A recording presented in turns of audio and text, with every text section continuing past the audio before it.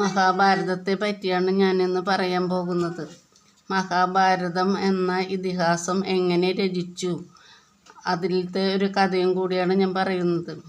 മഹാഭാരതം വ്യാസ മഹർഷി അദ്ദേഹത്തിൻ്റെ മനസ്സിൽ നിന്ന് വന്ന വാക്യങ്ങൾ ഗണപതി ഭഗവാൻ എഴുതിയെടുത്തതിൻ്റെ ഭാഗമായി മഹാഭാരതം എന്ന കാവ്യരൂപം ഉണ്ടായി.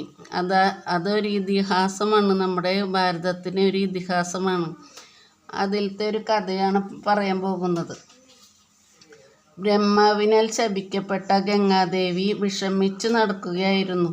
അപ്പോഴാണ് അഷ്ടവസുക്കൾ എന്ന ദേവന്മാർ വസിഷ്ഠ മഹർഷിയുടെ ശാപത്താൽ തങ്ങൾ യോഗ്യതയുള്ള അമ്മയെ തേടി നടക്കുകയാണ്.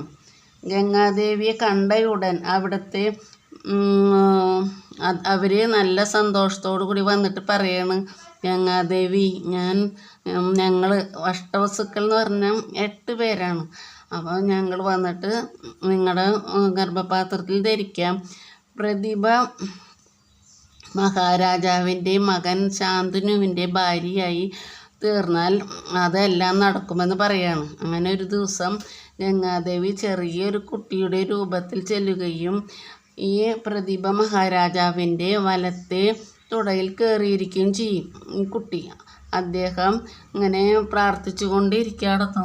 ഭഗവാനെ വിളിച്ചുകൊണ്ടെങ്കിൽ പെട്ടെന്നാണ് ഒരു കുട്ടി കാരുമേ വന്നിരുന്നപ്പം ഈ നോക്കിയപ്പോൾ ഒരു ചെറിയൊരു പെൺകുട്ടിയാണ് വന്നിരിക്കുന്നത്. അങ്ങനെ ഈ കുട്ടിയോട് ചോദിക്കും, മോളെ ഏതാ? അപ്പോൾ വന്നിരുന്നപ്പോൾ തന്നെ ആൾക്കൊരു പ്രത്യേകത തോന്നിയ കുട്ടിയോട്. അങ്ങനെ ഈ കുട്ടി പേരൊന്നും പറയില്ല, എന്നെ കല്യാണം കഴിക്കണം എന്നാണ് പറയുക. ഞാൻ നിങ്ങളെ സ്നേഹിക്കുന്നു, എന്നെ വിവാഹം കഴിക്കുന്ന പ്രതിഭ മഹാരാജാവിനോട് പറയും.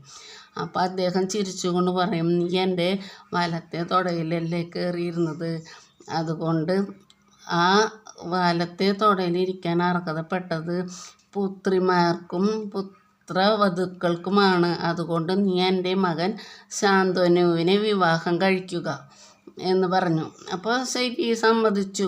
അങ്ങനെ വർഷങ്ങൾ കഴിഞ്ഞു.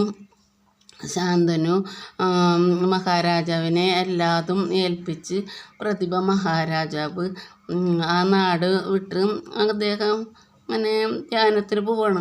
അപ്പോൾ എല്ലാ രാജഭാരങ്ങളും ഈ ശാന്തനുവിനെ ഏൽപ്പിക്കുകയും ശാന്തനു എന്ത് ചെയ്യും, നല്ല ഭരണമാണ്, എല്ലാം കൊണ്ടും ഭരണം. അങ്ങനെ ഇത്തിരി വലുതായപ്പോൾ ഇദ്ദേഹം ഇങ്ങനെ നായാട്ടിന് പോയി അങ്ങനെ ഗംഗാതീരത്ത് വന്നപ്പോൾ ഈ ഒരു പെൺകുട്ടീനെ കാണുകയും അപ്പോൾ അച്ഛൻ പറഞ്ഞത് ആലോചിക്കുകയാണ്.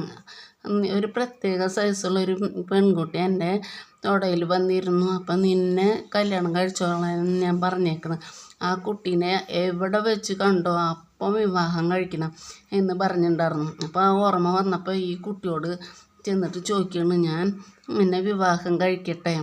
ഗംഗ സമ്മതിച്ചു എന്ന് വെച്ചാൽ എനിക്ക് ഭയങ്കര ഇഷ്ടമാണ് നിങ്ങളെന്ന് പറഞ്ഞിട്ട് വിവാഹം കഴിക്കാൻ സമ്മതിക്കും. പക്ഷേ ഒരു ഉടമ്പടി ഉണ്ടെന്ന് പറയും. അപ്പോൾ എന്താണെന്ന് ചോദിക്കുമ്പോൾ പറയാണ്, അതെ, ഞാൻ എന്ത് പറഞ്ഞാലും എന്ത് ദുഷ്ടത്തരം കാട്ടിയാലും നിങ്ങൾ ഒരിക്കലും ഒരു അക്ഷരം വേണ്ടി പോകരുത് എന്ന് പറയും. അപ്പോൾ ശരി, ആൾക്ക് അങ്ങനെ ഈ ചെറിയ കുട്ടിയാണല്ലോ, അങ്ങനെ തോന്നിയൊന്നുമില്ല. അങ്ങനെ ഒരു കൊല്ലം കഴിഞ്ഞു. പിന്നീട് ഓരോ കുട്ടികളുണ്ടായി. അങ്ങനെ 7 കുട്ടികളുണ്ടായി. 7 കുട്ടികളുണ്ടായതിനൊക്കെ കടലിൽ കൊണ്ട് താത്തുമ്പോൾ 8ാമത്തെ കുട്ടീനെ ഇവരെന്ത് ചെയ്യും, വീണ്ടും താത്താൻ ചെല്ലുമ്പോൾ ഇങ്ങോർക്ക് സഹിച്ചില്ല. അങ്ങോര് എൻ്റെ മകനാണെന്ന് പറഞ്ഞിട്ട് ചെന്ന് പിടിവലിയായി. ആ പിടിവലിയിൽ ഈ കുട്ടീനെ നെഞ്ചോട് ചേർത്തിട്ട് ഗംഗാദേവി പറയും, ഞാൻ ആരാന്ന് നിങ്ങൾക്കറിയോ? അപ്പോൾ ഞാൻ ആരാന്ന് അറിയുമ്പോൾ നിങ്ങൾക്ക് മനസ്സിലാവും, നിങ്ങളെ ഞാൻ വിട്ടു പോവാണ്. ഞാൻ ഗംഗാദേവിയാണ്.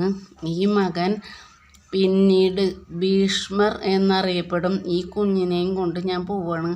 12 വർഷത്തിന് ശേഷം ഈ കുഞ്ഞ് തിരിച്ചു വരുമ്പോൾ നിങ്ങൾക്ക് മകൻ എല്ലാ വിദ്യകളും പഠിച്ചുകൊണ്ട് ഈ കുട്ടി തിരിച്ചു വരും. അന്ന് നിങ്ങളെ ഞാൻ ഏൽപ്പിക്കാമെന്ന് പറയണം.